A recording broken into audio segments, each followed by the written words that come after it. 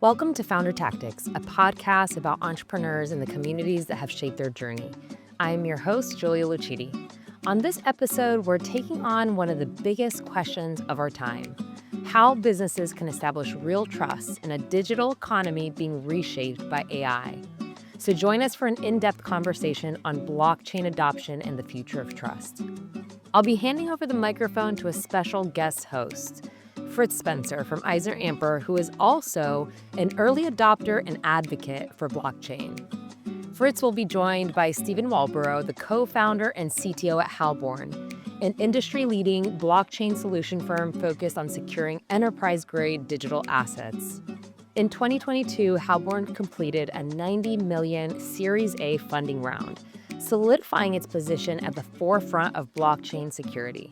Stephen brings a rare combination of deep enterprise cybersecurity expertise and hands-on blockchain experience. He understands security at a military-grade level, thinks like an attacker, and has a strong command of enterprise infrastructure. With top-tier credentials across ethical hacking, risk management, cloud architecture, and information security, Stephen's uniquely positioned to unpack blockchain through the lens of risk and trust.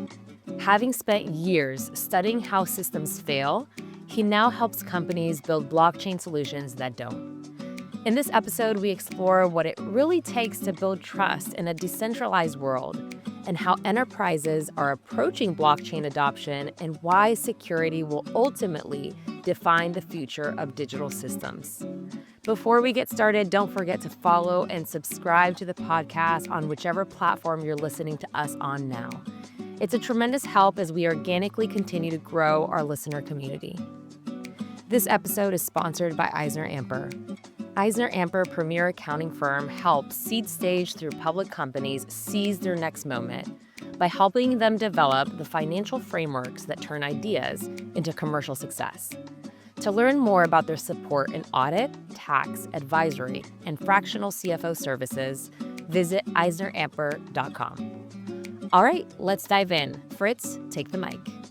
Stephen, my first question to you is, what does adoption really mean to you in the Web3 space? So, a little background around Halborn, so you guys can know my exposure to the adoption. Halborn is we've been around for 6 years. Started off really focusing on the Web 2, traditional security, traditional infrastructure, mixed with the Web 3 side. So, kind of the convergence of those two. And it's because a lot of the security around this technology can be the same and apply the same principles to Web 3. So we saw that and kind of decided to help enable enterprises and enable people to do secured transactions, adopt technology help. So I think that's kind of leads to your answer. One answer is just trust is another thing that is really helping to being able to have this adopted. Without trust, people won't use it, and there's a lot of weird things that can happen in the blockchain space, especially with investors, the scams they have with these airdrops and Telegram groups that think you're investing in it. So I think that actually leads to the second area of adoption is getting past the speculation part of it. I think we saw a lot of that in 2019 up to 2023. A lot of the speculative assets, they go up and they buy things because they're what pump.fun is. It's pretty dark. So and looking at it for the technology and the real world use cases for that. That's probably one of the biggest things. And then the third area of adoption will help is regulation and getting clarity on that too, especially around the enterprise side, because they're the ones that are put a lot of money and capital into it to build. And there was a time we had before regulation was very adversarial. They would go and give fines to a lot of the businesses that were trying to start and innovate for no reason. So I think that's three different layers. You have the tech barriers that you can have for adoption. You have the personal barriers, and then you have the administration barriers. So that's how you can get past it, and we see a lot of that being clear up right now. Great. Yeah, well, we're definitely going to dive back into those because I think you mentioned some of those that are already barriers, right? So those barriers that you've seen, which is that trust, the tech expertise, how are you and your company overcoming some of those barriers, and what's been the easiest thing to get through, I guess? So when Halborn started, we were purely focused on cybersecurity and looking at emerging technology and breaking it, understanding it, breaking it, and helping them it to become more secure for people that are building it. What I saw was we were missing as a business and company owner, we're missing a lot of opportunity around growing our own company because people wanted to build. I guess you could say they're block curious. They wanted to build, but didn't know how to get started or what opportunities they were doing. So we have a now another division, not just doing security assurance, but advisory, and is consulting them. We get a lot of exposure to many different flavors of technology, different layer one, different blockchains, different protocols, different programming languages and smart contracts. So that advisory helps them to figure out what to do or where the opportunities are. Our clients that we have right now is UBS, Citibank, BNY Mellon, all the largest financial institutions and the GSIBs, and they're very interested in it right now. There's a lot of announcements around tokenization, stable coins, real world assets. That there's a lot of risk, and banks are very risk averse usually.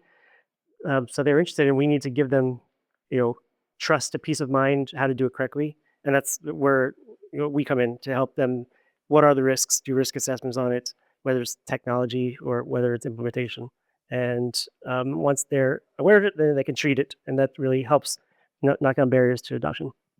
Well, I'm glad you're working with like large corporations to kind of get the adoption process started. Being in a large corporate, what are some of the major concerns that they have? Like, why are they engaged in your services? What are you providing them? What are you getting them through?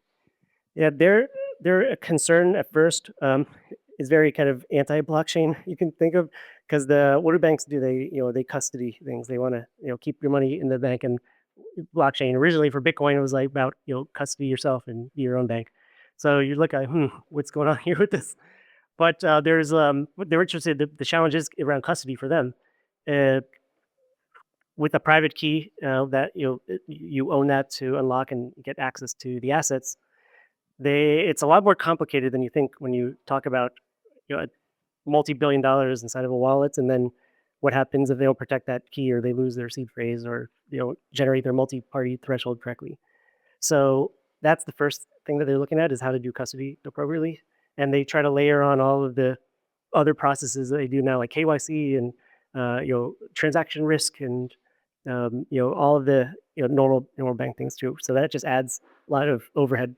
So we try to help just focus on the essentials so that what's the point of using the blockchain if you're just going to custody it and you're going to make it really hard to access and use. So I think we're doing a lot of work with that and helping them to build it securely because it really comes down to users. If they do it improperly and your user, that it's going to impact you and your finances. Kind of funny to think about like a giant corporate trying to figure out where they kept their seed phrase. Like, the guy who throws out his laptop or Yeah, it's very interesting that there's new ways of doing it too, like especially with smart contracts, tokenization.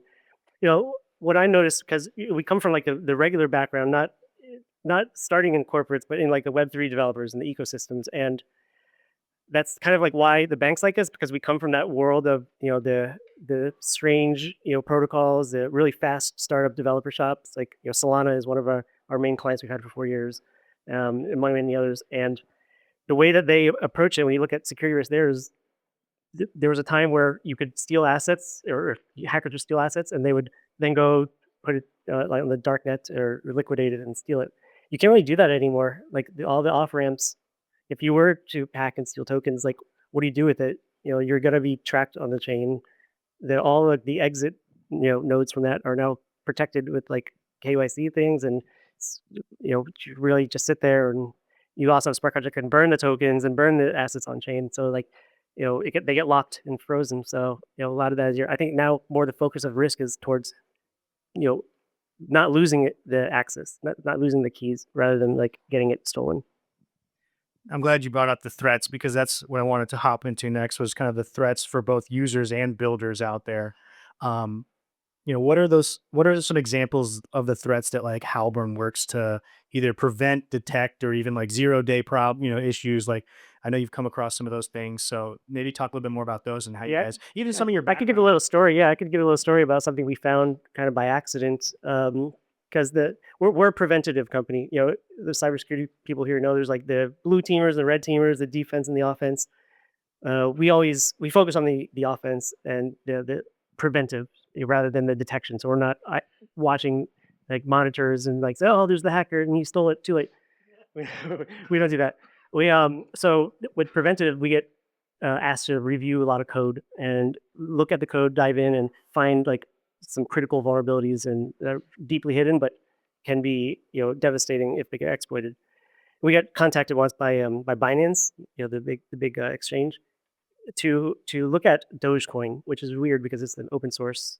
Anyone can look. Yeah, anyone can look at it. Like, okay, we will because you're in pay us, so why not?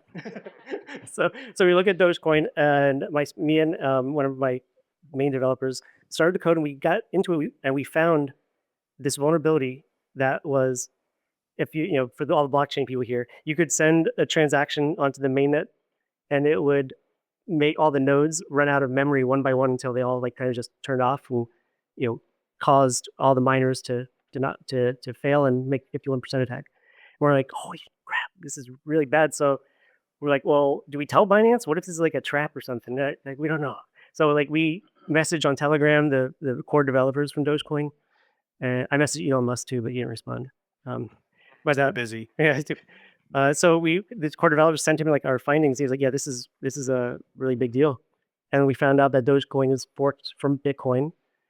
Bitcoin accidentally patched it from a previous update. Accidentally, yeah, they didn't know they had patched it. They always through a normal update. And there's also Litecoin and like about 200 other chains that were forked that had this vulnerability. So we had to get all like the core developers from all these chains together on like a signal group, disclose it to them and make a plan, because it's something you can't just patch and update it. You have to release it, and then bad guys will look at the code diff, like what are they updating? Oh, that's exploit, and then attack it themselves.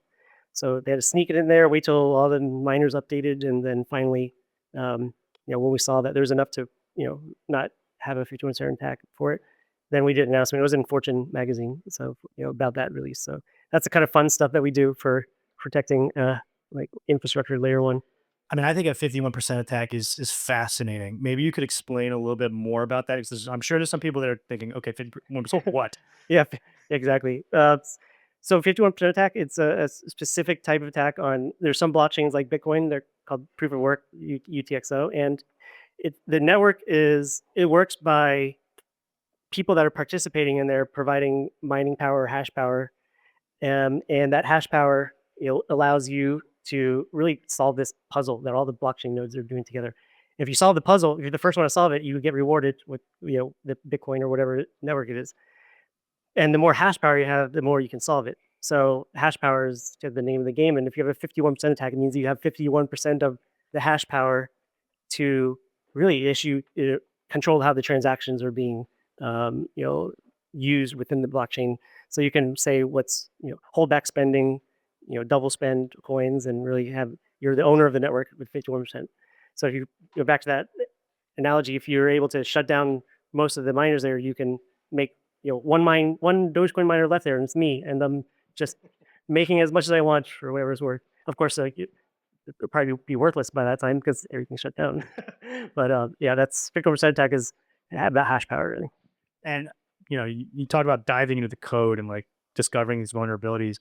I know that there's a lot of this out there. You guys can look up Stephen Walbroehl, and he's got a lot of different content out that you can watch. Maybe a little bit about your background and how you got started into, whether it was white hat or black hat. I don't know. We'll cross that bridge. I was a white hat that was kind of obsessed with the black hats. So I'm local to Miami. I've been here my whole life. I was working at Floor Power Light for after my college. I got a computer science degree, FAU and FIU. My sister went to Nova, so she's there's some heritage there. But I worked at FPL for a while, and I was in the blue team side, watching attackers on the infrastructure for the power plants and the nuclear power plants, and they always seemed to be like one step ahead, like new exploits that we had to find a patch or solution for. So I became like a certification junkie, and did all of like my email signature had like lines and lines and lines of certifications by the time I got done. And I was working lots of different consulting jobs because I just couldn't get enough. So I did IBM, did Lucidi, Assurant, a whole bunch of different industries. And then I met my co-founder at Halborn, and he's a marketing salesperson in crypto. And I'm kind of an accidental entrepreneur. I was always like lone wolf. Like I could do this better than other people. And so The black hat. yeah, he's like, I'm gonna get you so much work, Steve, that you're gonna need to get other people. Like so I was like, all right, challenge accepted. Let's go. So he went out and he knows that he has a Rolodex of like all the big blockchain innovators and developers. So we had our very first customer was backed VAKKT, which is the New York Stock Exchange. So he got that. We're like, oh man, okay, you're serious. That's awesome. So it was engagement to look at their custody server that they were building, and I hacked the heck out of it. And then their CISO quit. I was like, did I do that? I don't know. No, I don't think I did.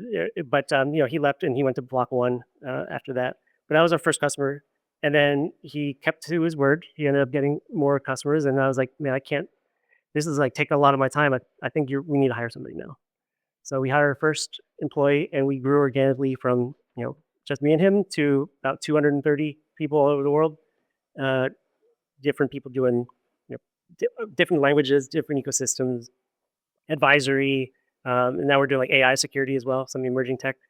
Looking at I think AI is everywhere, and there's a huge security risk externally and internally in that. So that's another division. It's really emerging technology is what we look at. The fun stuff that keep engineers engaged, so they're not just trying to do SQL injections or phishing emails or something. I'm glad you brought up that co-founder journey as well, because there's a lot of founders in the audience, and I'd love to learn more about what are you doing at Halborn that keeps you in that startup mode mentality, like, and also working with AI. Obviously, they're all working with AI. Maybe what you're working with as well. Yeah. So the way we started it, so I'm a big like Bitcoin maxi, and when we started to grow, we didn't have an office. We were getting the best engineers. You had to hack your way in, so they would take capture the flag challenges. The best ones, we would interview them, and then we'd find out if they cheated and what they wanted to do and good personality fit. So we gamified the company when we were growing. If you're Bitcoin proof of work, where more hash power you put in, more rewards you get, and you're securing the network by participating. So we built a company where all the employees would come in and they get almost like commissions. The more vulnerabilities they find or the more projects they take on with good results, the more they get paid. And we had a scoreboard, for people how much they found from their penetration tests and bug bounties. And that really encouraged people. Like they didn't want to take vacations. They wanted to keep getting better and better. And we even gave points for like teamwork and assistant. So that really helped to explode. Like we became the go-to if you wanted to have real like deep security, not just like compliance check the box security, because of the skills of our people. So I think that investing in your people and doing it in a way where you give them a bit of time, just focus on the quality of the engineer. Actually, I don't know if I should say this, but I didn't really care if they had a college degree. I just cared about, were they ethical? Do they know their stuff? And are they going to come in here and like want to be part of the culture that we have? So it's very self-motivated culture, and use data fast. So that worked a lot, yeah, really well. And with those kind of like those stars that you have on your team, what backgrounds do you see? What experience do they have, like from a technical aspect? Yeah, it's mixed because a lot of the best people that are still with us that we hired weren't blockchain native people like that knew it. They were interested in it, but they had a very technical ability to learn quickly. They had a hunger for knowledge, and that's myself too. Like I was a certification junkie, so I see a lot of those and like to have people here that they come in, they want to learn, they want to grow, they want to be involved in something new, and that's the culture that we had for, and you get rewarded for doing that too. So now, like even with the AI part that you asked from before, that's a whole new aspect here. Where now we're actually automating and coding a lot of the services that we do, like productizing it in a way. Because if you asked me about a year or 2 years ago, I would say, can AI be a good cybersecurity hacker? Can it like look at code and find the bugs? And I was like, no way. You need a human to do all that. And like I think as of the past few months, I'm like, actually, it's better than me now. It's getting crazy how good it is. So we're using that as a tool, and now it's steering us to be more like the advisory and the human in the loop facilitators for that, and getting rapid delivery of all of the services we do, pushing the boundaries there. And now we have a development team too. They're my time at IBM, the things that we're developing would take like a year at a big company, and they're doing it in like a week. It's like with all the vibe coding type of stuff there, but that's an opportunity for security too, because there's a lot of new risks that come with that as well. Yeah, I mean, I've been vibe coding, and if anyone audited it, they would probably just throw up. Yeah, well, you have AI auditing by AI coded stuff, and you're downloading the code from the. That's just it's very interesting times that we're Are the coming into. AIs like talking shit to each other? Like, Oh yeah, you yeah. wrote this? Like, are you sure? Yeah. Yeah, it's called the council. They have agentic models, like they're checking each other and it's building it all, and it's wild how how well it works. But yeah, that's another risk we're looking at too. But still, with blockchain, there's a lot of uses of the convergence of AI and blockchain together too. I think you can't really trust what's real anymore. So and what's real and KYC and know your customer, know your transaction, or even fraud, voice. You have the AI voice people coming and saying like, "Hey, what's your wire transfer number? What's your account number?" And you do like voice authorize the wire transfer, and it's like that wasn't me. That was a deep fake. So I mean, it's interesting things coming. Yeah, to kind of circle back to the to again blockchain and the foundation of building frameworks. Halborn is building itself as like almost a name brand for cyber and blockchain. So you guys host a conference, right, called Access. I'd love if you could talk about it. Just happened. Yeah, just have It just happened. So I'd love to know more about what you guys were talking about, the hot topics, maybe some takeaways that even you had from presenting there. definitely. Yeah, so Access is it's our conference, kind of like RSA or the Gartner conference that we hosted. It's at the New York Stock Exchange. So we did. It's our third year doing this. We call it Access because it's kind of like an invite only for key people, for innovators and builders in the blockchain space, founders, kind of like here. And we had large banks there. The big topic this year was around stablecoins and tokenization. They're all building one. So my presentation, what I talked about, was a stablecoin risk framework. I know a lot about like finance. Funny enough, I never went to school for it. And when you look at, there's a thing. You guys know what the Basel framework is in finance? Basel framework. A couple of you.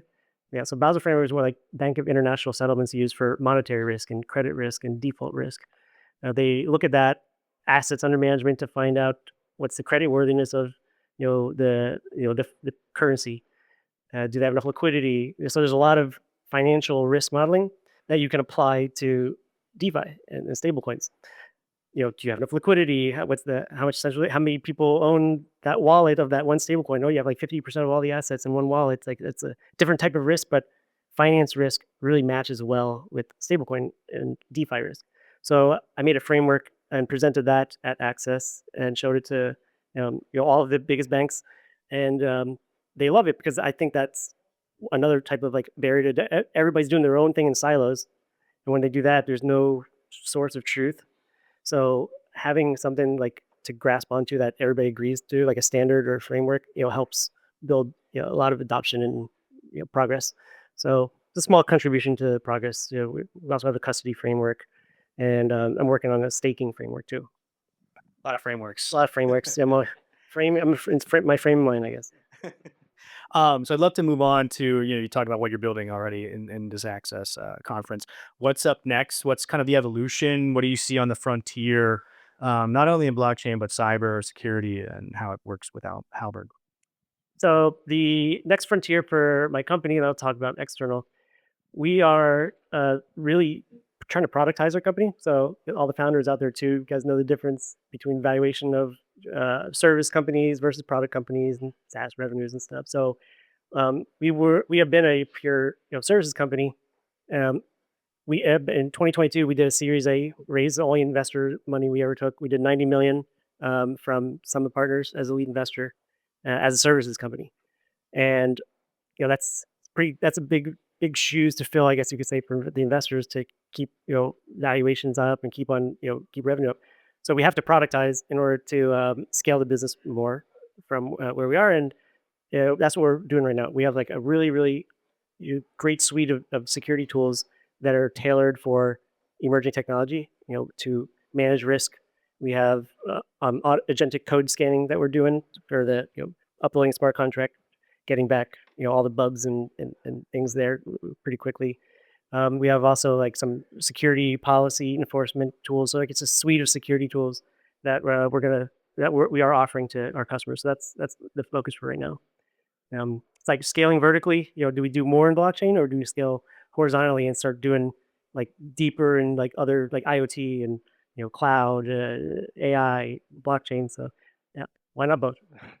That's us. And then externally, I think for in cyber, I mean, I don't want to sound like a broken record, but like it just AI is everywhere. I mean, you can't deny it. It's with the coding, with the. I think you're gonna have. I mean, I was just looking on Twitter or X today, and there's some pen test red teams that are one click button and it starts spinning up websites. It starts looking at the code. It does full red team engagement. You get a report when you're done, and it is good. So that's going to change the way cyber security services are offered. So I think we need to adapt and one, look at the risks, and then two, look how to use it to kind of stay on the bleeding edge of that as a as a career or business. I mean, one thing you mentioned there was about that really stuck out to me, especially as like a CFO, is that raising piece. And there's a lot of founders here who think that the next thing that they have to do is raise funds. Um, and I know we're recording this, but if we need to, we can cut it. Do you regret raising money? Was it too high of a valuation? Is there anything that you would caution founders about? Yeah.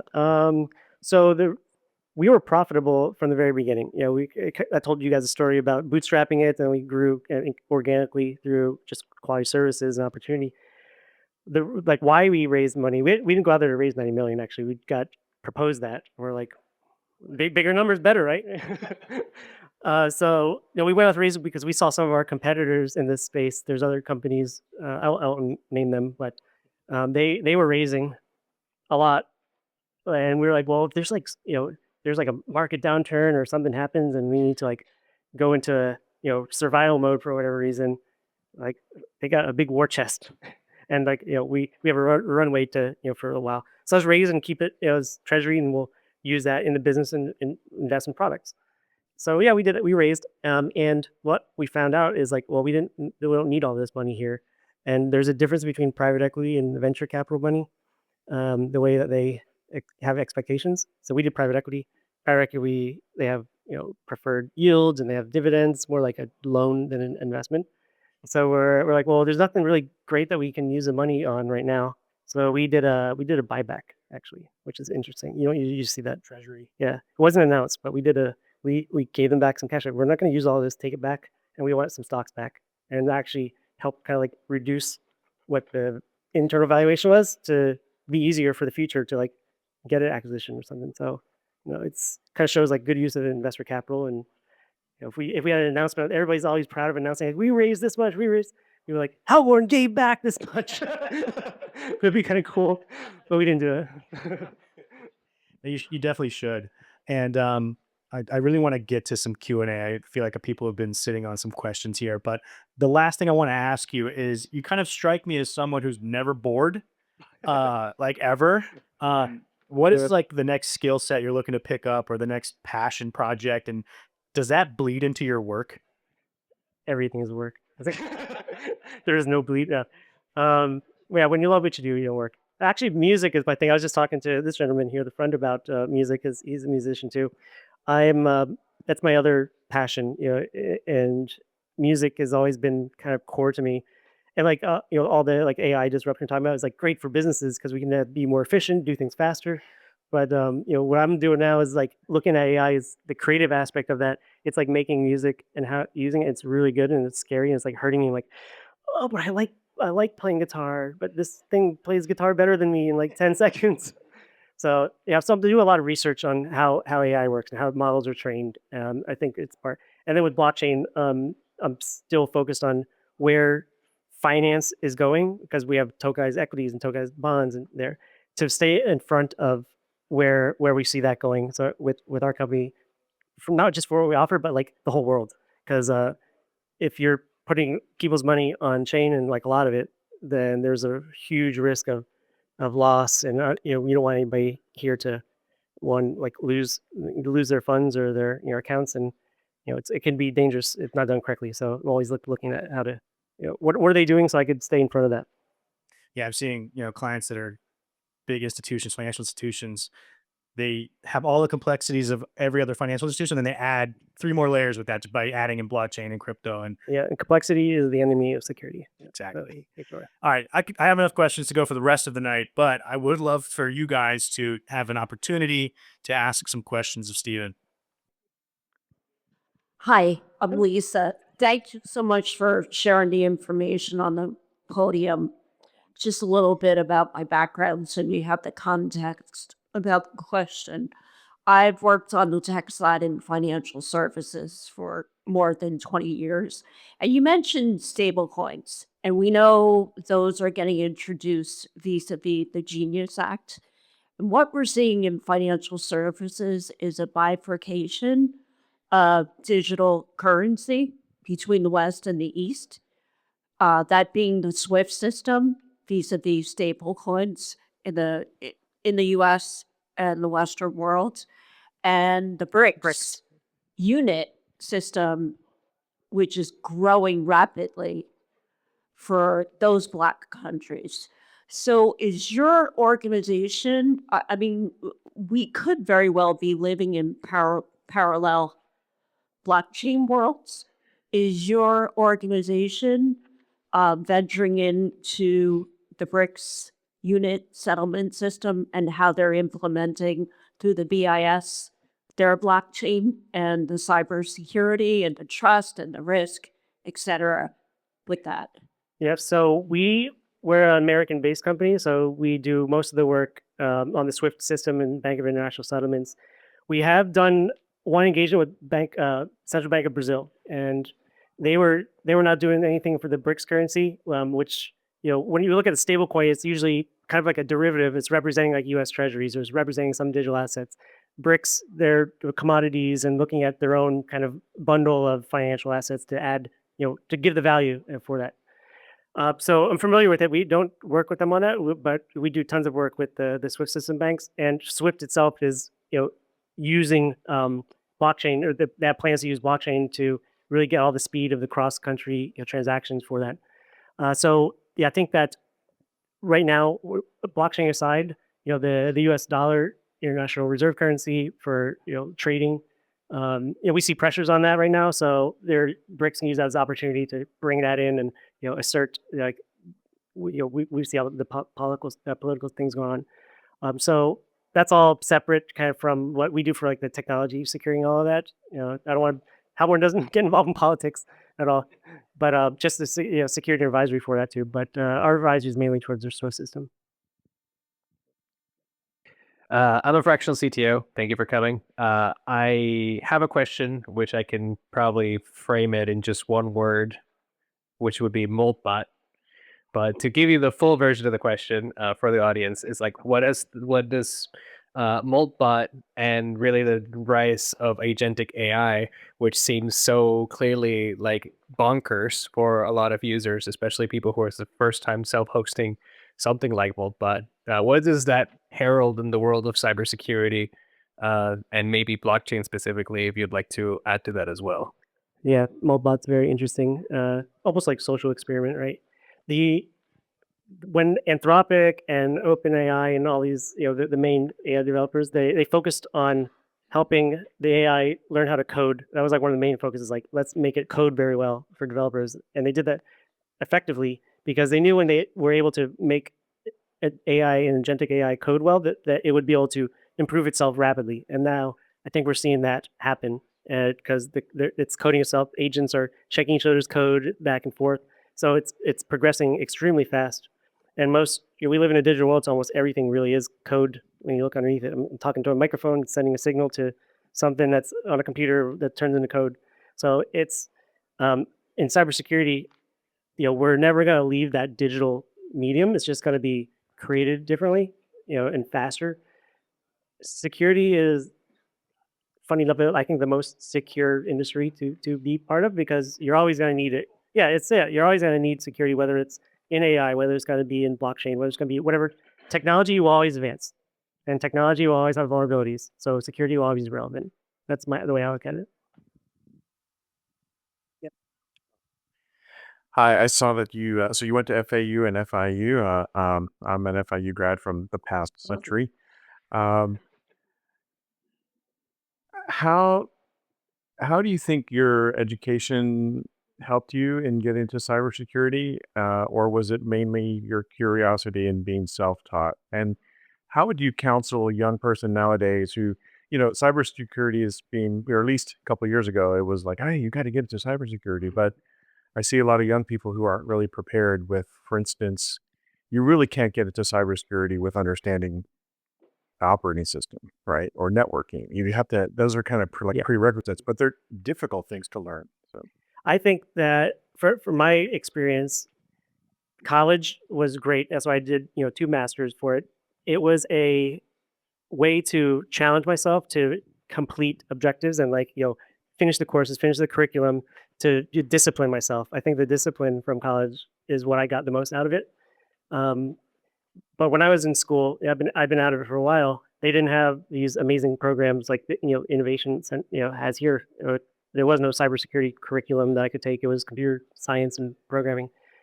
So now the opportunities to learn and interact with technologies is a lot better at colleges. So that's one thing. Also, I did my MBA at FIU, and it's network building too. So when you're in college and everybody's together learning the same thing, they're probably gonna cross paths in the real world, and you could form partnerships and bonds and people. I mean, this amazing event here is like-minded individuals all coming together to meet, and I'm sure there's seeds of things that can happen from here that will make big waves later. So I think it's the social aspect, the discipline aspect, and then you can also find things that you don't want to do in college. You can go in there, start taking classes, and be like, I hate this subject. I'm glad I don't want to be a dentist or something.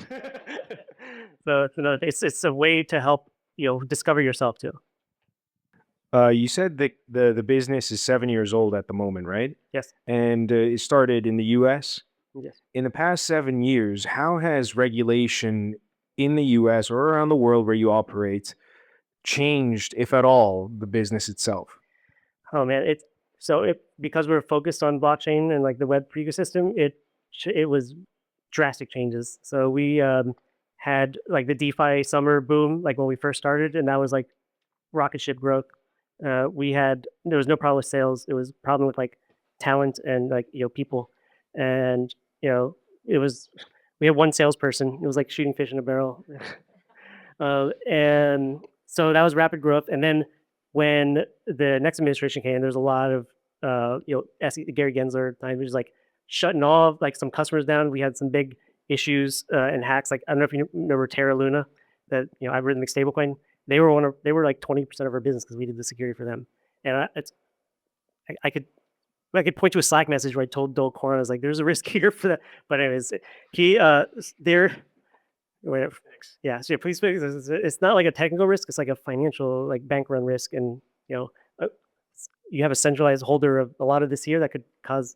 Anyways, I digress. So there was when all that happened, there was kind of like a rug pull on like the whole ecosystem. So we had to refocus and shift on to new things. And that's where it wasn't like bear market; it was build market for us. So we one of the beauties of the company, how we structured it, was like we could adapt to change really fast. So okay, Terra's gone. Well, let's like learn this new language called on Polygon layer 2. And hey, how about you guys start researching Rust language. And let's build some like tools for that and framework. So like we got in kind of build mode to prepare for the next wave. And then the new administration came in here. We had clarity, and we had the way that not the adversarial administration. And then the boom's happening again, but in a different way. Now it's around institutional adoption boom for that because of all the there. So we're well positioned for that to take that business. So yeah, it's ups and downs. As a founder, I'm trying to diversify that exposure into the business. My co-founder is very like Web3 is like his life and world. Like it's all his network, his people, and his previous company. I like diversify. I like technology, so that's why I'm trying to build practices of when Web3 is not having a good day, IoT security will, and maybe it's not security. Maybe it's going to be advisory for like AI enablement. So like start building different hedging the risk of what we offer essentially. So that's what we're doing now. Do you think users don't realize how much regulations actually impact the end product they interact with? I don't know. Users, no, I don't think users realize it. Some institutions do too, and a lot of the regulations will impact their experience with it, like the user experience. I mean, it, you guys that probably use it know it's very different from getting a MetaMask, making your wallet, and doing a Uniswap, transaction like 5 years ago compared to now. It's like I thought this was DeFi. Why am I like registering my driver's license and taking a face scan on this automated market maker? Like what the heck? I thought this was like yeah. I thought it was DeFi. I thought it was decentralized finance and anonymous. And like so, yeah, it impacts people in that way for sure. And it leads to the security part. Now that's why it's hard to steal things too. There's a good side to it. If you're an attacker and you're trying to liquidate stolen funds with a smart contract, like I don't know where would I put the funds? Like how do I get it out? How do I liquidate it? It's those doorways are like closed now. There's no more Silk Road. No, yeah, or yeah, tornado cash and it's stuff like that. Couple of that. Yep. Global digital ID. Mm-hmm. Do you offer? Go on. Global digital ID. So that's like just like that example. There's a good and a bad to it. It's how you use it, and I feel like that's a little contribution that I have. My company is like making sure that those that are to have the power and making this happen, they're doing it in a good way, not the building the world panopticon. So I think that privacy is a human right. And it's a choice. Some people value privacy. Some people don't really value privacy. They value it like, security. Like, hey, take care of me. This is all my stuff. Some people don't let them see it. So I think that global digital ID shouldn't be forced. I think it's a choice. Do you want to be there? Or do you want to be off the grid? And if you're off the grid, then well, you don't get the maybe the utilities or the rewards or the efficiencies you get from that. But that's your choice if you want to join it. If you don't, then well, there's alternative ways of doing things too. That's why Bitcoin was made originally too. How many spam calls I get? I hope that answers your question. No, but do you provide it? Oh, do I provide it? Right. No. So no, we like to remain neutral and objective. Like we never made our own like token. I see that as being kind of by yeah, no. And we made some NFTs. That's it. Like we don't provide digital because we don't want to be custody of anything. We don't want to have any key custody. We don't have any of our customers' assets as custody, and we don't want to have be responsible for anybody's ID or digital IDs either. So we know about it. We know how to build it. We know how to break it. We know how to help make it more secure. But we're not going to own it. Remain neutral and kind of objective advisors for that. How are you helping fintech companies prepare for agentic society where everybody would probably have their own agent handling a lot of their like day-to-day tasks? So right now, I think just like in cybersecurity, the first step is building awareness of the risks first, because there's a lot of new types of threats out there with this. The most obvious one is like the deep fake one. You can make anybody look like anything and sound. I actually have a phone number I can call and talk to Steve, like me, Steve, the deep fake version, and I've trained it with everything around like my family. Didn't and you deepfake your wife? Like I did called her with your age. Yes, yeah. Okay, I gotta know why. It's test. I wanted to see how real it sounded and how real it was. I do that a lot with things like it's like I need It's a real world. the real world test. Yeah. So And this tricked my wife. yeah, but she asked some questions, and eventually she like found out it wasn't me. She's like, "Why are you talking so slow? Are you drunk or something?" Like, but this is also like 6 months ago, and it's like you can prove by then.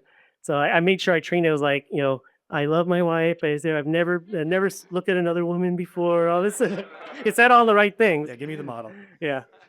But I think like awareness of like that's even possible is like the first step, and that's like what we do when we advise on AI is like, how do you secure your customers from doing like account transfer? And some there's like we do a phone call and we do a voice authentication. It's like okay, you got to change that, and so that's the first step. Then second step is the protection boundaries. There's been evolutions in security over time. Like it used to be the network boundary was you have to protect your DMZ, the network zone. Then identity was like your protection, making sure access and, mobile workforce, like who you are and how you connect to it, access control. And I think there's going to be a new barrier of protection that's going to evolve with agentic. I don't quite know what it is yet, but I think that we're going to have another kind of core infrastructure that is exposed, whether it's like IP, intellectual property, whether it's a different form of identity, or whether it's just going to be proof of human type of thing. Too. There's going to be a way where maybe zero knowledge or something helps out a lot. No more, are you a robot? Are you AI? Yeah, exactly. And you're talking to an AI while you're doing that too.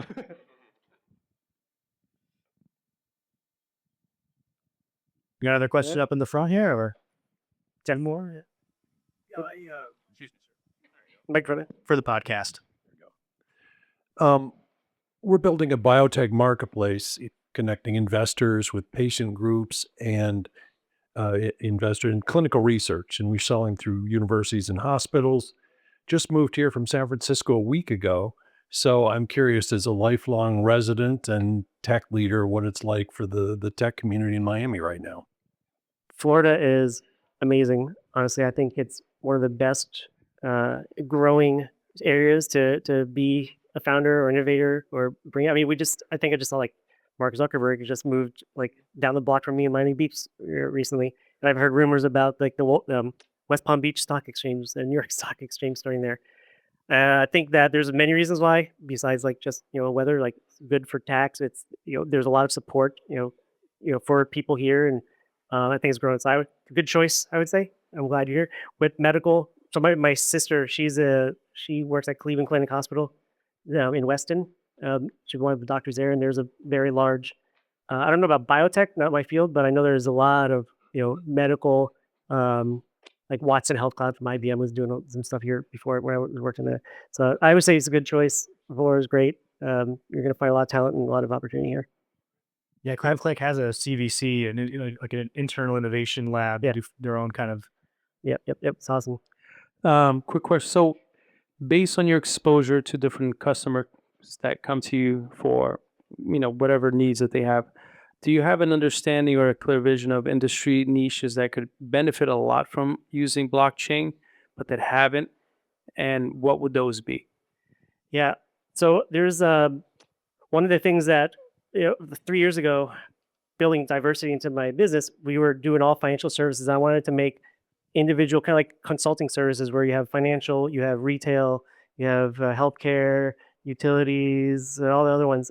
And we did research on like what is the adoption rate in each of those different verticals. Financial services was like 96%, and the one that was a close second was retail and like e-commerce, and it was because a lot of like NFTs, they're token NFTs for like airline rewards, or Adidas and Nike, they had like membership access club. I was excited about that because like I like NFTs. I didn't look at it as like you buy a monkey and then you sell the monkey for more later. I looked at it as a way to do like, like there's the Ticketmaster, for example. I golfed with one of the Ticketmaster's executives, and they were talking about doing like, instead of American Express card access for like fan club tickets, they would have, if you own a Taylor Swift NFT, then you have first access because you're obviously a Taylor Swift fan, and giving people that type of access, and that's what it's for. They use like Bored Ape Yacht Club, if you've heard of them. It's a yacht club of Bored Apes, right? But it's a club. It's like a membership. And you get free concerts, you get merch drops. So that's like the retail side of it. I think that has a lot of opportunity. I think it'll come back. I hope it comes back more. And then the third one for blockchain, I would say would be utilities. Doing a lot of like oracles connected to gas trading, and which comes back to financials in a way. Also, proof of ownership. So anything about like a supply chain, medical supplies, or you need to have like authentic, the chain of custody for that. Make sure that it's tracked correctly. There's provenance. So I think that's another way to do it. And the metaverse too. Metaverse of the gaming. I have a quick question. Oh, okay. Yep. Renee Pies with Prosperity EisnerAmper. I work with a lot of family offices and high net worth families, and I was wondering, since you're in the financial space, do you have a pulse on what are the biggest concerns that family offices have in the area of security and so forth? So there's a couple of family offices that we worked with before. One of them, I can't say it. They begin with a B. And then there's another one that begin. Oh, and Bain Capital. We work with them too. What they were concerned with, what most of them are concerned with, is like, where is my money and where is it on chain and what is it being used for? So it's like a lot of like forensics, chain forensics. Like, okay, I'm putting it in this like liquidity pool, and then it's going now to this chain and some cross-chain derivative. Like, where the hell is it? And like, how much is it earning? And if I need to call it back or redeem it or track it. So really understanding how it works and the whole complexities of the financial services on chain. That's probably what they look at the most, because they have assets under management, so they want to manage them appropriately. Yeah, I was thinking the aviation space. Airlines have to track the airframe components every 2,000 hours. You replace the heat exchanger or the engine's X amount, and they have to trace the history of that. Delta in particular, they will only take history of parts that came from OEM. their OEMs. Yeah. So Yeah, my thoughts on father that? was at work at Eastern Airlines. Like, he was in the jet engine building it all, so the manufacturing part. If you're familiar with that, actually, question for you. Yeah, I was a CEO of an aviation company. I did turnarounds. It was a turnaround situation, and we did air cycle machines, heat exchange, cabin cooling, cabin pressurization, and you have to trace the history. I think that's perfect Yeah, because it doesn't ever lie. Is there an issue in your industry right now for that? The traceability of OEM parts. Like, have you had any tracking problems before? Oh yeah, Yeah. sure, Oh, yeah. sure. It's a human error, Exactly. Yeah. So and things can be fudged. Yep. I think that it's a great use case for that, just like medical equipment. It's getting people together to like agree on the system and how to do it, and like kind of rip out the old way and put in the new way. Like the Swift example that she was talking about before. Swift, because financial services is like the the one leading the charge. They gave up, like, all right, now fine, we're sick of being the ones who call like the slow Swift system. Let's just let's build it. I think that'll come to other industries too. Like, all right, we want to fix this problem. And all the airlines, the people in the industry like you that will come together and be like, let's do this technology this way and, replace it and improve. So just, when one by one, I think as it builds, which they have to trust it first. What industries, if any, do you see being eradicated in the near future By because of the new tech? blockchain or by AI? By blockchain, yeah. By blockchain? Ooh, that's a tough one. Eradicated by blockchain. Banking, we're going to still need banks? Yeah, no, we definitely need banks. They're adopting it for sure. They're embracing it and implementing it. They're not going to be left behind on that. Think that maybe this is kind of a weird one though. I think like self custody, a lot of it is like going to be, they're owning a lot of like the Bitcoin, the banks themselves, and then they're going to make derivatives from it, and then there's going to be, now back to the part of, well, it's trackable on chain. So like private ownership is going to be a lot more difficult to have if everything's on chain. It's kind of a weird way of thinking about it because it's anti what it's all started with. But we're kind of putting ourselves in a situation where everybody will be able to see all the transactions, everything that you do and own. So I think privacy type of utility might be eradicated if everything goes blockchain in that world. I don't think it will go all the way there, but I'm saying if it went to the extreme of everything's blockchain, that would probably be it. Everything's an immutable ledger now, and you can't ever roll it back and always see it. So I don't know if that's like a dark answer, but just, I love these questions. Yeah, these are great. Hey, how's it going? So I'm curious, in your professional opinion, who is Satoshi Nakamoto? No, well, I may know. Now I'm Who are they? You mean? Yes. Yeah. CIA, North Korea. Okay, back to that story of the Dogecoin fighting that I explained later on. That was my first thought when I saw that exploit. I was like, "That's the back door they put in it," and I thought it was that. But it not government there, but I think with the whole like Epstein file stuff going out right now, people saw a lot of like the ties of that with Brock The files on the ledger. Yeah, it's like but that wasn't like they're creating the technology. It was like they wanted to use it for, invest in it and also capitalize on it and stuff later on.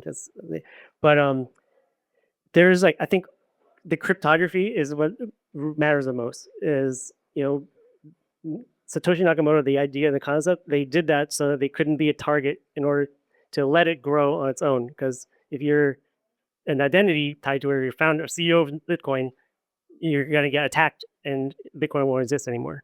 So it's a concept that like real cypherpunks, the people that did it, they understood, and they knew the kind of the butterfly effect of what would happen, if this thing takes off. So they relied on the cryptography and the ideal, like the concept of it, and the purpose be lead the charge rather than an identity of a person or a founder. And it worked, because they thrived and it's been resilient. So who they are, I think I'll say that there are a bunch of like crypto, cyber, anti-establishment type people that wanted to probably rolling in their graves right now for some of that. Yeah, I've seen the theories go from like, oh, they were looking at the time they were posting, the language they were using. They're like, he's a British American living in Japan. Well, yeah, do you know? There's you guys can Google searches there. Look up like the first block. When you mine a block on the blockchain for Bitcoin, there's a section called Jets. So there's a thing called the Coinbase, which is not the exchange, but like script. They stole the name. Yeah, the name. So they have the financial, the cover of the New York Times for the, when they bailed out the Federal Reserve Bank, bailed out the banks there. That was what was written on the first Genesis block. So that, you can go on chain and look at that code, and it was a banks bailing out, stemming up the crisis for that. So they could tell it's like, we need to stop this, currency debasement and make something that's deflationary and make something that, is peer-to-peer. So that's, you can kind of see who they are, like what their beliefs were just from reading the Genesis block. Yeah, there's apps tracking those original wallets just to see if they ever spend. Right. They never have. Yeah, on Ripple, like I think it's the first like 3,000 blocks were deleted. It's very interesting too. Do you have a channel that we can follow you with news on your risk associated to this? So I'm like an anti-social social guy. I like hardly ever go on social media. But by Halborn, we have a very, very, very lively like social media and blog that we update almost like every other day. So I contribute to that. I just don't like interact with the people too much in there. So like I don't update Twitters or anything, but everything that I talk about or like talked about, we always put through like the company messaging and kind of communicate that way. So there's tons of YouTube videos on hacking, on finance, on blockchain, on AI, on everything. So a lot of that stuff, I would say, if you follow that, like Halborn, you'll get a lot of that content. There's some stuff from me too. Like, I'm always like in the code, like, well, I talk to people like, but when I do talk to people, I do it like big deal. So I love this. This is amazing. I just don't go. I try to stay away from my phone. I'm not a phone person. Alex Brower here with Rework Capital. What's the so kind of a two-part question. First, from a risk perspective, what's the greatest risk that you see us facing that's not being socialized and talked about enough right now? And then on the flip side, from a reward perspective, what's the one piece of technology that you can point at and say, this is what I'm really excited about seeing develop over the upcoming years? So the biggest risk, I would say, is the concept of like putting all your eggs in one basket. Like if we're talking about blockchain and like finance, like where the topic has been, it's centralizing like control all into like either one chain or like one entity. And it's not because like they're gonna make economic slavery or anything like that. It's just like what happens if they are not good fiduciaries of that capital and they lose it, and it's like kind of destabilize the system. How do we stabilize it? Is you have to, I think, spread the risk, and good investors do that, and I think that we should do that with the technology too. So spread the risk. And the biggest opportunity that I'm excited about is this. We lit up. My biggest flaw personally is patience, and I think the rest of the world, the new generations, are like things fast and quick and like extremely like TikTok feeds, like TikTok brain, or they want fast hits, like, and that's what I'm excited about, because we're going to have that here in a lot of like the financial services, but other services too. You're going to have instant settlement, instant payments, instant this, instant that, because right now it's kind of annoying if you want to like do a wire transfer on Saturday morning or something. And it's like, so you just gotta, that's the legacy system, and we're moving off of that pretty soon. That's what I'm excited about. Thank you. Awesome, guys. So appreciate your time. So you've been in cybersecurity for some time. So really, you know how our data can be used to create better products, but it could also be weaponized against us, right? And something that you said, is going to be some massive problem in the blockchain. Anything can be tracked entirely. And we were just talking about companies that came to Miami. Palantir just moved its HQs to South Florida. So my guess question is, instead of waiting for regulation from the government, what can we do in order to, I guess, kind of protect yourselves or local LLMs, right? But like Right. ChatGPT knows us better than we know ourselves, right? So Yeah. what can we do? So you that's back to the question I had about like goal ideas. Like some people care about privacy a lot. And they don't want like the chat GPT to know what they are. But I also see a generation and lots of individuals like they want personalization. They want ChatGPT to know, so it's an easier experience. And it recommends ads to me that I actually want to see rather than like random stuff. So it depends on again the personal preference for it. I think that to protect yourself, one thing is to know like what are they doing with the data. It's not like Facebook is listening to you or Palantir is listening to me and they're on my phone like hear my conversation and now they know about all my dirty. Like you're really like a statistic in all of it if they do collect the data. They're getting data and you're putting this big machine learning algorithm to find like what is like a trend of where to build more products or to serve ads to. So it's not like you're don't take this the wrong way. It's not like a snowflake. It's like they're gonna go after you, unless you're like something very really bad. But that you're just in the system doing that, and you're kind of like part of the wheel of advertising and data. So if you accept that, and you're like, okay, well, I don't mind that if it's better experience there. I think where it comes into there is like as real information that is value for people to use it in a bad way. Like if somebody can leak out that they steal it, like a data breach, and then use your credit card numbers or use your identity for it. So it's not so much about being if it's used for good. It's if you misuse the data and you're not a good steward of it, and bad people get can steal it. That's where it can be bad. It's like what you put on there is going to be with AI. If you put all your stuff about who you are and like who your family is, but now you're exposing them to like something like that too. So I just would say my recommendation is like just be mindful of like what you put out there as data. Expect that whatever's there is not private, no matter what. Even you're like, we can go all night and talk about like the SSL key ceremony and how they create TLS certificates for security, and how that's done.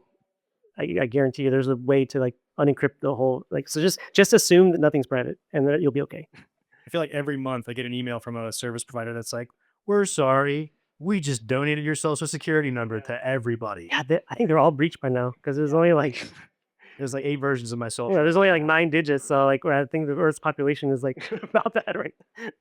So yeah, just be be mindful of what data you expose and what data you protect. I think it's the main thing.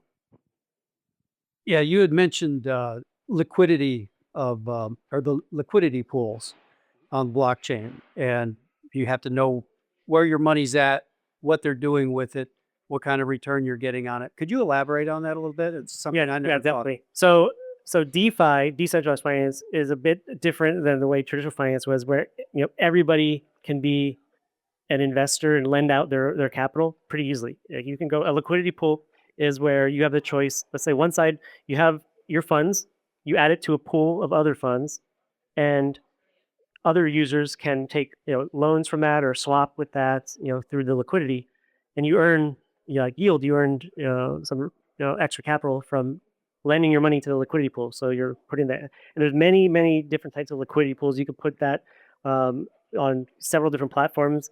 You can then make derivatives of those, and they take the derivatives and put that in another liquidity. So it can get very spiderwebby of where your funds are. There's like layers of. Everybody ever watched The Big Short before, the movie? So The Big Short, I talked with Michael Burry many times, and he's crazy financial genius sometimes, on the spectrum. But there's a lot of things in blockchain that look a lot like what that stuff was with like CDOs and then synthetic CDOs and then options on those CDOs. And like when you go so deep into derivatives, like it can all fall apart pretty quickly and it doesn't unwind and you lose track. Blockchain will keep track of who has what because that's the good part about it. But when you have a low amount of liquidity, doesn't matter how you do it, you can't get access to your funds anymore because there's nobody to swap with. And the people that lended out your things, they lost it and now they can't redeem it. And so it becomes a big risk. High reward, you get lots of like yield, you get lots of interest rates from that lending out, but high risk because it's not as liquid as like normal financial markets. So that's just thinking of, I guess, to summarize it, it's traditional financial services are offered on chain, and how it's offered is by people's capital, not like investor capital or corporate capital or government capital. So you can be a participant in, or market maker yourself. I don't know if that confuses you more, or should we clear it up? Well, it is subject to like a run on the bank. Yes, definitely. Yeah, for sure. Yeah, we've seen that happen before. And the run on the bank is you have to pay like for something like gas fees too. So gas fees on Ethereum is you're paying to execute transactions and be your transaction execute first, and everybody's doing it at the same time. Yeah, go through the roof. Yeah, exactly. Gas prices go through the roof. So yeah, it's there's a lot of quirks to it that you wouldn't normally see. Yeah, just like in Wall Street, there are floors and floors of buildings with people trading on DeFi that are hedging using derivatives, smart contracts, and they are so ahead of the game. Yeah, like they know, like if you're trying to enter that world as like someone, you got to learn because it's a steep learning curve, and they're gonna win most of the time. And I think that like where we're going now, like with the stable coins, it's collateralized now, and we all, like the Federal Reserve Bank say 0% collateralization, I think, for deposits, right? So it's that's all I have to say. I bet it's like no collateral requirements to have your collateral. That's crazy. So at least stable coins is fully collateralized, on the non-collateralized currency, I guess. No. But and it's there. Like if you see on the chain, like your wallet's like it's there. Where it's going. You kind of have control of that. So it's just what is the credit risk of the derivatives that you're investing in? That's, I think, the part that needs to be solved. I've personally been in crypto for over 10 years. And a lot of the work that I've done is go around the world and work with entrepreneurs and founders like Binance and Coinbase and governments on finding the bottom line custody. So you talk about stable coins and collateral and liquidity pools, finding the risk exposure of where the real asset is held.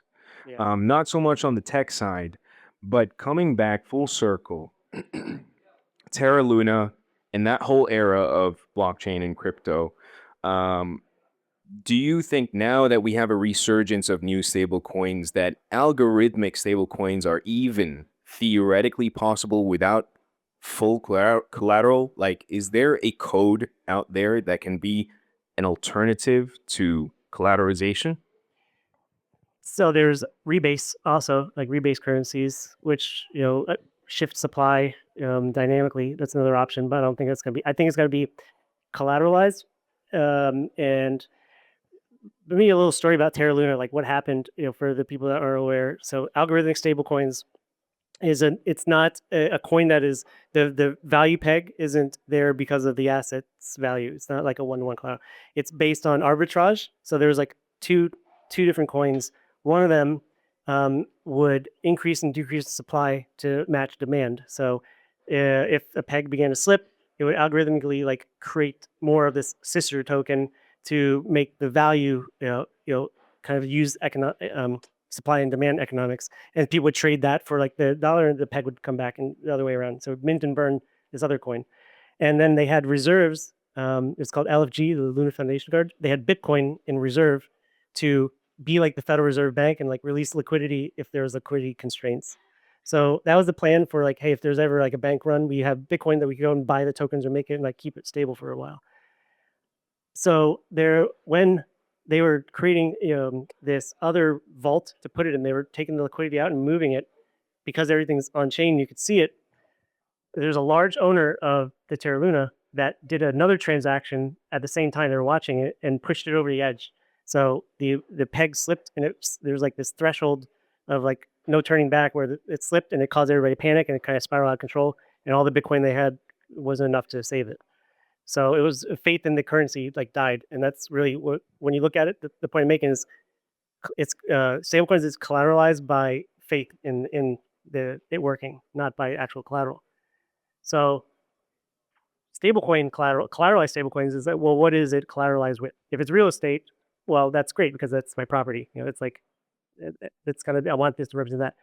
But if you're collateralized on currency, well, what is that collateralized on? What is the U.S. dollar collateralized on? What does it say on your dollar bill? It's a full face. Yeah, exact for fate. So I'll just leave it at that. All right, we got to wrap it up, but you're more than welcome to hang around and ask some more questions. I want to thank you guys so much for coming out tonight and listening to this conversation. Thank you, Julia. Thank you for putting on this show with Founder Tactics podcast and Fort Lauderdale Tech Meetup. Round of applause again, guys, for everybody here for showing up. This is Bryce and Lisa. Appreciate you guys coming. That was another episode of Founder Tactics. Thank you so much for listening. If you'd like to get updates on new episodes, live recordings, and everything happening in our founder community, make sure to subscribe, follow, and rate the podcast. And also, you can head to foundertactics.com to learn more about our work. See you next time.